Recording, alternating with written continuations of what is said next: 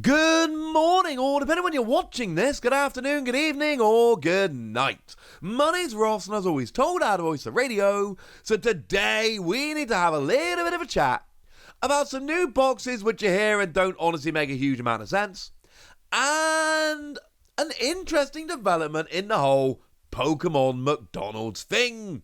So let's start off having a look at these new boxes. Now, there are two of them that have appeared over the past few days. So, PokeCardX over on Twitter, which is proven to be a very good source of information for, French stuff, have gone and shared this image of the Ron or, Greedent V box. How cool is that?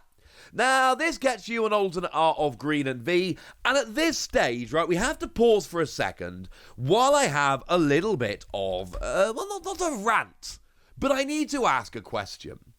Because you see, what we've got here is just the regular art, the ordinary, everyday, run-of-the-mill regular art of the Greedent V from Fusion Strike.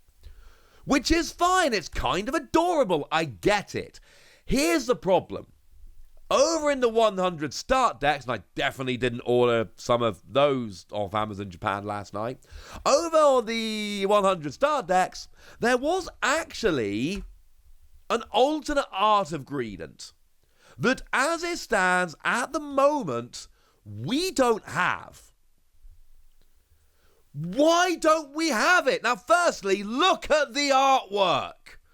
It is beyond ridiculous.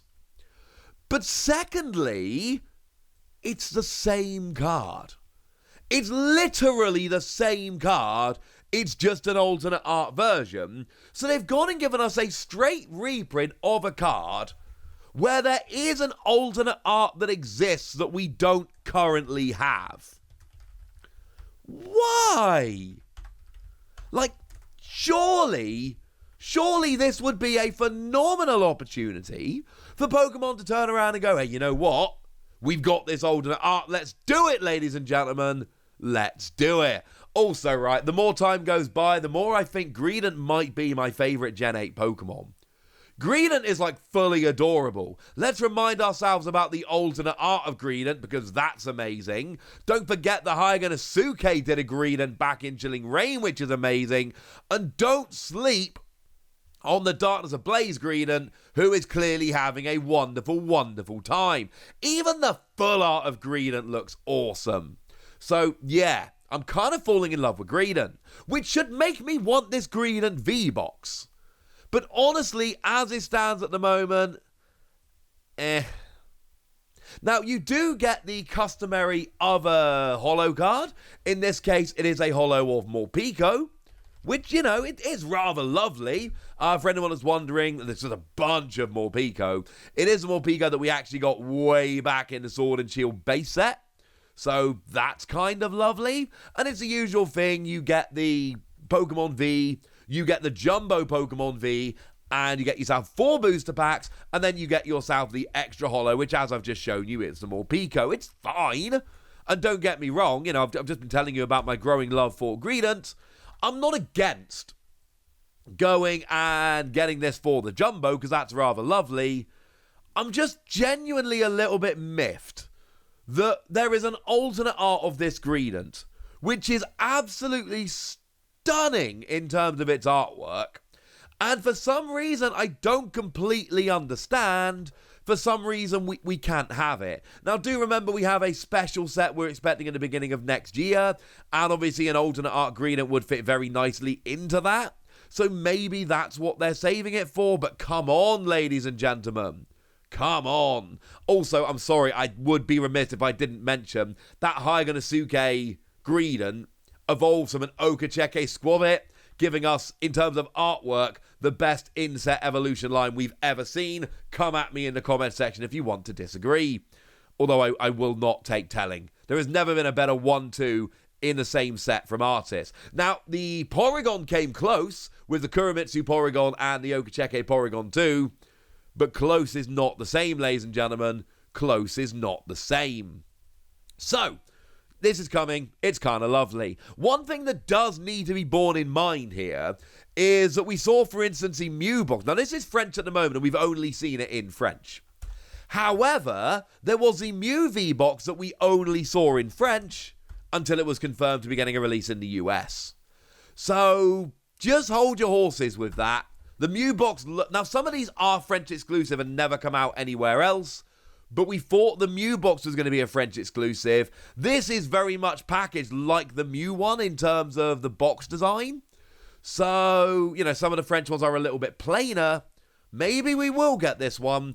And I'll be honest with you, if we get it, I'm going to buy it because I want the Jumbo Greedent. I'm sorry, I'm going to. It's not the most exciting of them. One that has just been revealed over the past couple of days, and this comes from Pokémon JCC France over on Facebook, is the Flapple V box, or the Pomdrappy V box, if you prefer. Now, this one, I'm a bit less excited about, I'm going to be honest with you, ladies and gentlemen, but it is kind of cool nonetheless. And no, there isn't an alternate art Flapple V that we're waiting for, so this did kind of have to be this one. And I did think the first attack, single energy, 20 damage, and then the defending Pokemon's attacks cost 2 energy more next turn. I genuinely thought that was going to be quite good. I'll be honest with you. I could still see that being good nowadays, honestly, with a little bit of energy disruption. But, I don't know, maybe it's never going to be good enough. Point is, it's kind of an interesting card. I don't think it's one that people have necessarily been climbing all over themselves to get hold of. I don't think that's an unfair statement. But, it's nice to have. Yay. I mean, look, it's a Flapple V from Battlestars. It's fine. It's not amazing. The other, because there is obviously another holo we get there as well, and that is the Appleton. So I do kind of like this. I would quite like to have the Flapple, honestly, but having a Flapple V of an Appleton, yeah, I can kind of get on board with that, honestly. That is quite nice. This is the Appleton, which came around back in Rebel Clash, that lets you gust a basic Pokemon on a coin flip, which is actually kind of cool. Although, like I've said, if the Flapple from Rebel Clash was also cool, and that would make a better pair, so just kind of putting that one out there, I suppose. So yeah, this one's coming as well, and look, I don't think it's a stretch to say that these aren't exactly amazing boxes that we all desperately need, but it's still kind of cool, right? These are quite nice. Again, it's only been seen in France at the moment. Again, some of these boxes have remained French exclusives and never come out outside. But again, the Mew box serves as a nice example of a box, a very recent box at that we thought may well end up being a French exclusive that turned out not to be. So, something to bear in mind. Now, I want to finish today having another look at the McDonald's promotion. It's ended in the UK, and I thought we were kind of done with it, but the lovely Primal Lugia has gone and told us that it has now launched in the Netherlands and in Germany. It is making its way around countries. I know a lot of you, it has come to your country. If it's not come to your country yet, hold tight. It may actually appear. But one thing that I find very interesting is although all of these still come with cardboard coins, these actually come with plastic spinners. Now, I showed you, go back and check out my opening if you like, because I did an opening and it went very well, in fact. But the toys over in the UK, they had little cardboard spinners you had to put together. So it was cards, cardboard spinners, and a cardboard coin. The entire toy was entirely cardboard. If anybody's wondering, I believe there are rules now that essentially say that Happy Meal toys and things like that they can't be plastic anymore. So they kind of have to be, unfortunately, cardboard. Apparently the same rules are not enforced in places like the Netherlands and Germany, where they can go and have those plastic spinners.